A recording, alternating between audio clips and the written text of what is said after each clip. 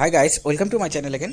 তো দেখো, চলে এসে নতুন একটা ইনফরমেশন নিয়ে। তো আজকের এই ভিডিওটাতে আমরা মূলত যে বিষয়টা আলোচনা করব সেটা হচ্ছে অঙ্গনওয়াড়ি কর্মী এবং অঙ্গনওয়াড়ি সহায়িকা এবং এছাড়াও যে আশা কর্মীরা রয়েছেন সকলেরই কাজের অভিজ্ঞতা অনুযায়ী নতুন বেতনক্রম চালু করতে পারে। এটা নিয়ে কিন্তু একটা বড়সড় একটা তোমাদের যে ইনফরমেশন সেটা উঠে আসছে অ্যাকচুয়ালিতে এই বিষয়টা কি এবং এটা ইমপ্লিমেন্ট হবে কিভাবে করে। কারণ দেখো, এটা অ্যাকচুয়ালিতে উঠে আসার মানে ইনফরমেশনটা উঠে আসার মেন রিজনটা হচ্ছে যে কেন্দ্রীয় সরকার অলরেডি চাপে রয়েছে। কারণ যেহেতু তারা যে গভর্নমেন্ট যে তারা বাজেট পেশ করেছিল, সেই বাজেট পেশ করার পর তারা রীতিমতো কিন্তু এখানে পার্লামেন্টে যে অন্যান্য সাংসদরা রয়েছেন তারা কিন্তু এই নিয়ে বারবার করে কথা উঠিয়েছেন এবং রীতিমতো আমরা দেখতে পারছি যে লাস্ট 3-4 বছর ধরে কিন্তু বিভিন্ন রকমের অঙ্গনওয়াড়ি কর্মী এবং আশাকর্মীরা তারা কিন্তু নিজস্ব রাজ্যতে আন্দোলন করেছেন। ইভেন তারা দিল্লিতেও কিন্তু এটা নিয়ে তারা আন্দোলন করেছেন যে তাদের অনারিয়ামটাকে বৃদ্ধি করাতে হবে এবং পার্মানেন্ট করাতে হবে। সবচেয়ে গুরুত্বপূর্ণ যেটা যে স্থায়ীকরণ দিতে হবে, ঠিক আছে। কারণ এই এক্সামিনেশনটা মানে এই যে তোমাদের এখানে কিন্তু স্থায়ীকরণ না দিয়ে তোমাদের কিন্তু চুক্তিভিত্তিক কর্মী হিসাবে কিন্তু অঙ্গনওয়াড়ি কর্মীদেরকে এখানে দেওয়া হয়, মানে পোস্টটা, ঠিক আছে। যার জন্য কি অঙ্গনওয়াড়ি কর্মীদের অনারিয়ামটা খুবই কম। তো এই ক্ষেত্রে যে কাজের অভিজ্ঞতা অনুযায়ী নতুন বেতনক্রম, এটা কেন্দ্র সরকারের নতুন স্কিম যেটা থ্রুতে অঙ্গনওয়াড়ি কর্মীরাও ইনক্লুড হতে চলেছে। সেটা কি, সেটা আলোচনা করব। আর এছাড়াও তোমাদের ইনসেন্টিভ নিয়ে একটা নতুন আপডেট উঠে আসছে যে ইনসেন্টিভ কবে পেতে পারো। তো ডিটেলসটি দেখার জন্য অবশ্যই ভিডিও শেষ পর্যন্ত দেখবে।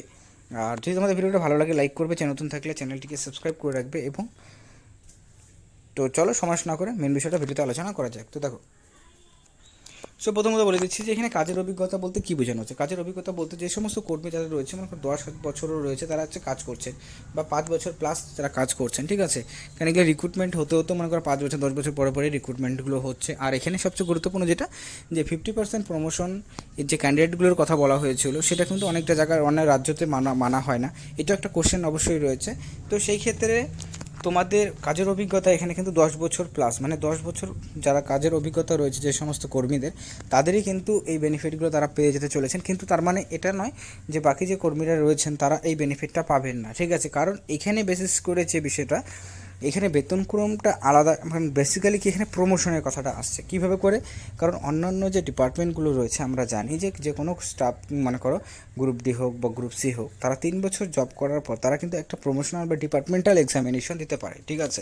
ডিপার্টমেন্টাল এক্সামিনেশন তারা যদি ক্লিয়ার করে তাহলে পরে তারা কিন্তু উচ্চ পোস্টে তাদেরকে প্রমোশন দেওয়া হয়, ঠিক আছে। এবং ডিপার্টমেন্টাল এক্সামিনেশনে তোমরা যদি কাট অফগুলো দেখো তাহলে তোমরা জানতে পারবে যে খুবই কম থাকে, যেখানে ইজিলি কিন্তু একটা কর্মী সেখানে পাস করে উপর উচ্চ পদে তারা যেতে পারেন। যেমন হচ্ছে অঙ্গনওয়াড়ি কর্মী যারা রয়েছেন তারা সুপারভাইজার পদে যেতে পারেন, ঠিক আছে। কিন্তু সেইটাকে কিন্তু আমরা দেখি যে এটা কিন্তু তেমন করে জিনিসটা মানা হচ্ছে না, বা সেরকম করে ফ্যাসিলিটিস আর 50%-এর যে রিজার্ভেশনের ব্যাপারটা বলা হচ্ছে, সেটা কিন্তু মানে টোটাল পোস্টে যতগুলো ভ্যাকেন্সি বের হবে, সেই ভ্যাকেন্সির 50% পোস্ট হচ্ছে কর্মীদের জন্য।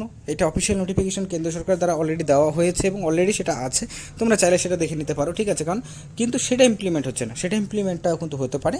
এবং এই ক্ষেত্রে কর্মীদের 1 লাফে বেতনক্রমে পরিবর্তন আসতে চলেছে। এবং এই ক্ষেত্রে তারা 17 থেকে 18,000 টাকা যে বেসিক পে রয়েছে, সেই টাকাটা তারা কিন্তু পেয়ে যাওয়ার সম্ভাবনাটা প্রবল রয়েছে। এখন এটা কবে থেকে লাগু হতে পারে? 2024-এই কিন্তু এটা লাগু হওয়ার যে প্রবণতা রয়েছে সেটা কিন্তু বেশি, ঠিক আছে। কারণ এই 2024-এ কিন্তু অনেকগুলো চেঞ্জেস আসতে চলেছে। গভর্নমেন্ট মানে যে গভর্নমেন্ট সরকার